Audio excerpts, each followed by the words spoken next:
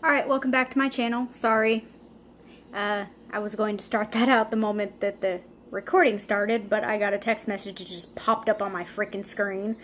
So today's video is going to be about coffee, and I'm trying currently to find an article that I think would be the best to read out. However, there are so many freaking things. Let's see.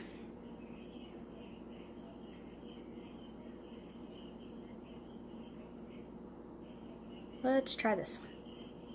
Okay, according to coffee history legend, an Arabian shepherd named Khaldi found his goats dancing joyously around a dark green-leaved shrub with bright red cherries in the southern tip of the Arabian Peninsula. He soon determined that it was the bright red cherries in the shrub that were causing the peculiar euphoria, and after trying the cherries himself, he learned of their powerful effect. Okay, moving on. And that does not tell me nothing. Well, I think that was just difficult.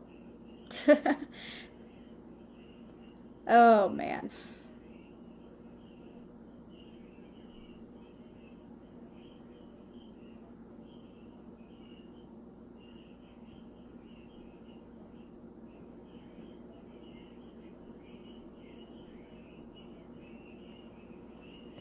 Okay.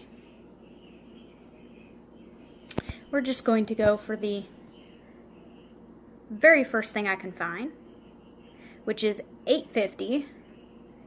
An Ethiopian herdsman named Khaldi, as I already said. He sampled the berries and declared to his goat these berries are sent from heaven. So excited, he and the goat ran to the nearest monastery, telling of their miraculous effect. They actually thought he was possessed.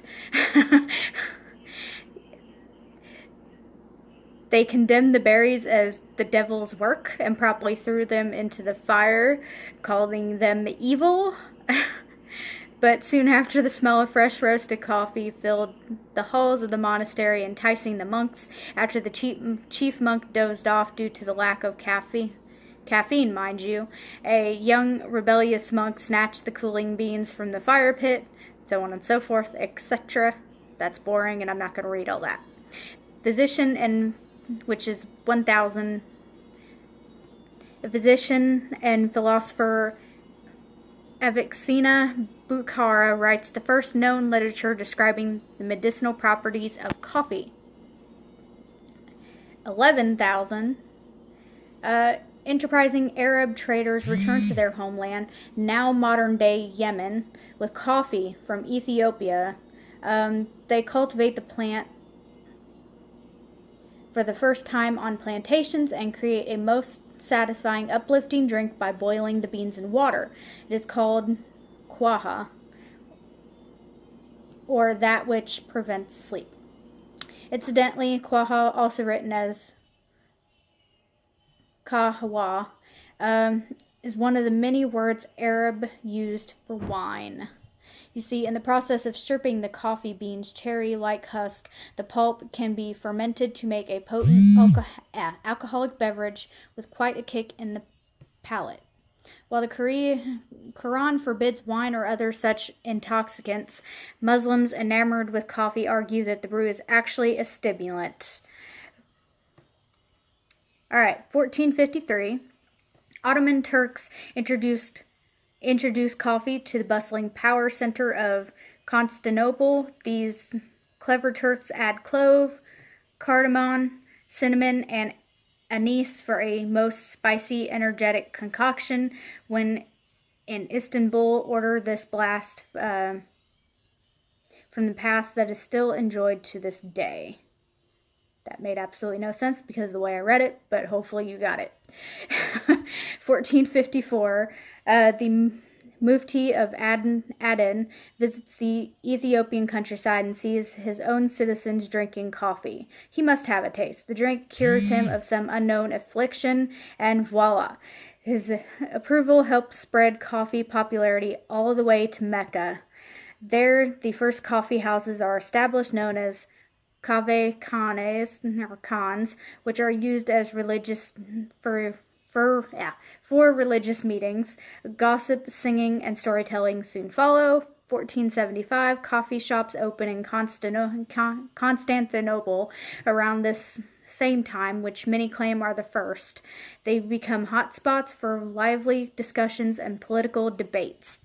In fact, coffee becomes so part of a Turkish culture that they create a law that makes it legal for a woman to divorce her husband if he fails to provide her with her daily quota of coffee, that is.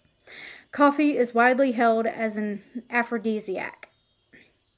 1511. Trouble begins. Just over 50 years after coffee houses gained popularity in Mecca, Governor Khair Bey bans the drink, fearing its influence promoted energized discussions and debates that could lead to opposition to his rule. He shuts down shops as far away as Constantinople. Riots break out, unrest spreads, and just when it appears a coffee revolution could erupt, the Sultan of Cairo intervenes.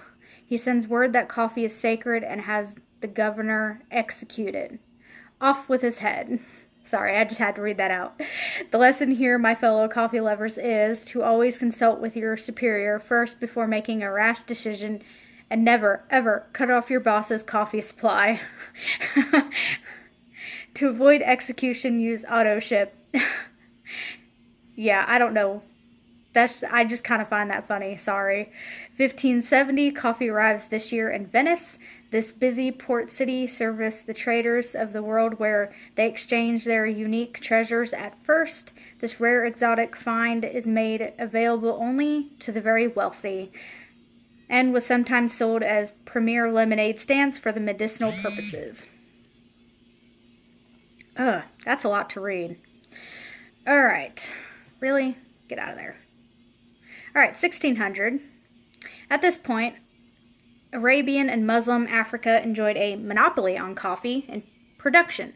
In order to keep it that way, their laws forbid the export of fertile beans. Fertile beans are those with the cherry still around the seed. Before they were exported, coffee beans were boiled to make them infertile by shutting the husk off to prevent clever smugglers from sneaking away with the precious goods. But nothing is foolproof. After his pilgrimage to Mecca, an Asian Indian named Baba Budan manages to leave the Muslim city with a few fertile coffee beans concealed against his stomach. After returning to India, he secretly cultivates the beans. The descendants of those well-traveled beans are still producing coffee to this day. In fact, Old Cheek, as the original beans are known, account for approximately a third of the coffee India produces. No wonder Baba Budan was made a saint. And has a religion made after him.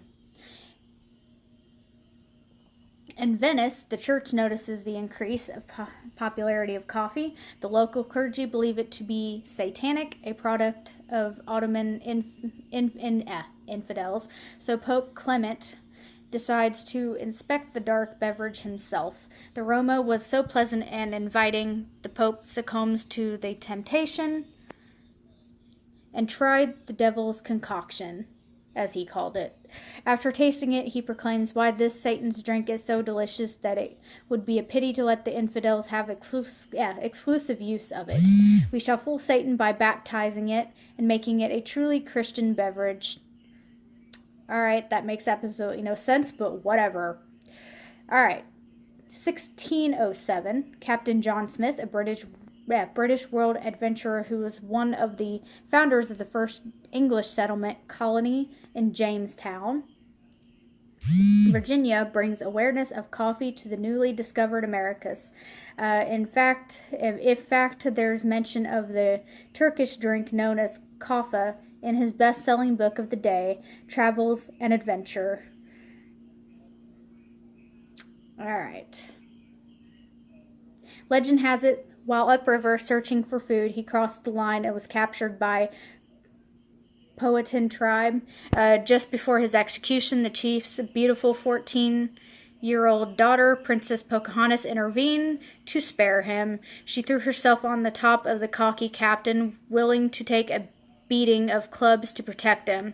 The chief relented to his daughter's compassion, and apparently her schoolgirl crush, Smith, was freed. After the captain had a quickie with Pocahontas, a quickie cup of coffee, that is, the handsome captain set off, with a tip of his hat, a thank you, and a wink.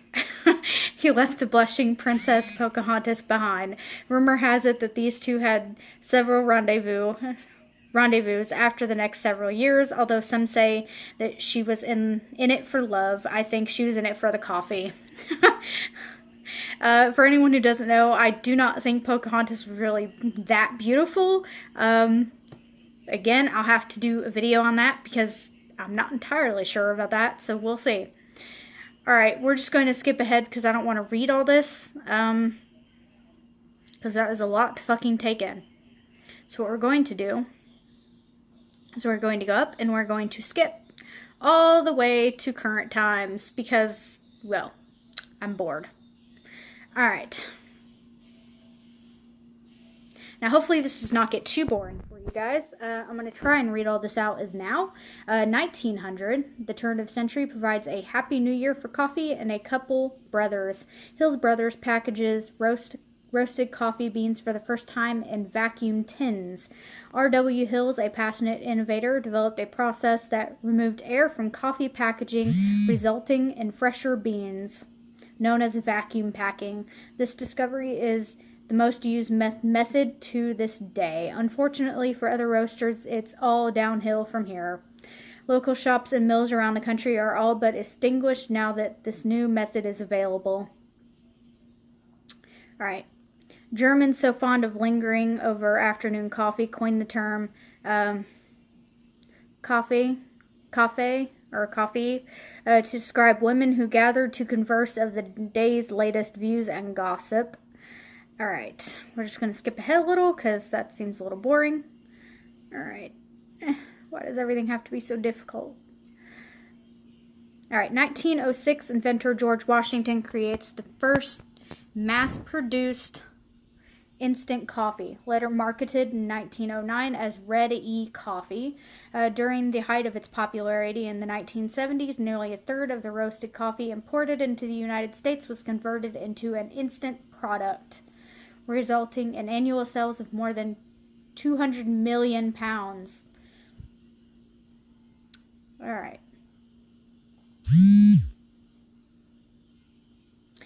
1908. Remember the handsome Brazilian Colonel Francesco de Melo Palheta, who seduced and wooed the French governor's wife, all for coffee and a little nookie. The daring tryst truly paid off. Alright, now we're just going to skip ahead because that's all boring. I will leave the link in the description below, and hopefully you guys will read for yourself, even though this is incredibly boring. Alright.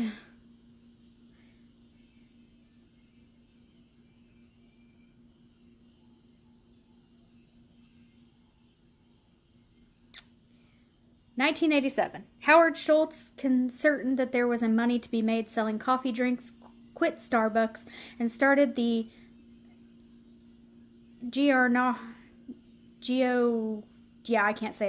coffee chain in 1985. It was hugely successful. In 1987, Schultz made an offer which the Starbucks owners could not refuse. Eventually, they gave in. Schultz bought Starbucks for a paltry $3.8 million.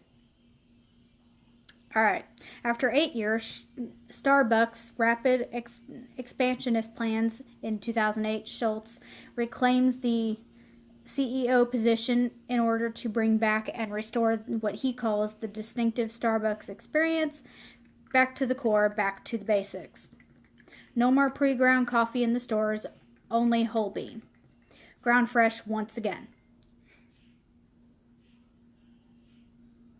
2006.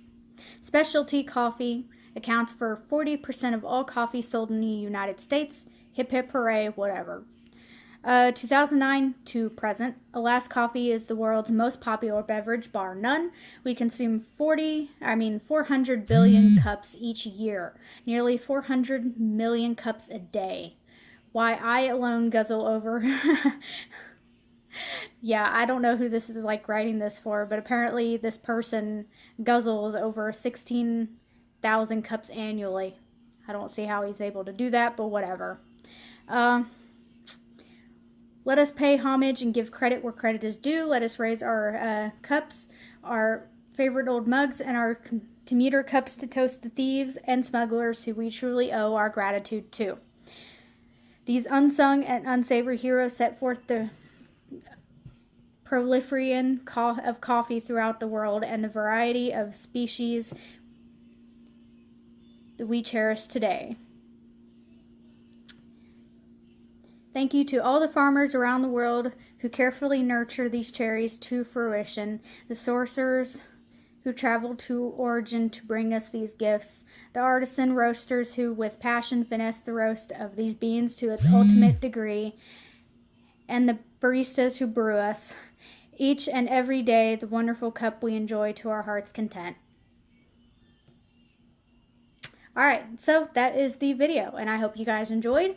I will make a video on Pocahontas at the earliest convenience as soon as I upload the videos that I just now made. So with that said, I will see you guys next time, and blessed be.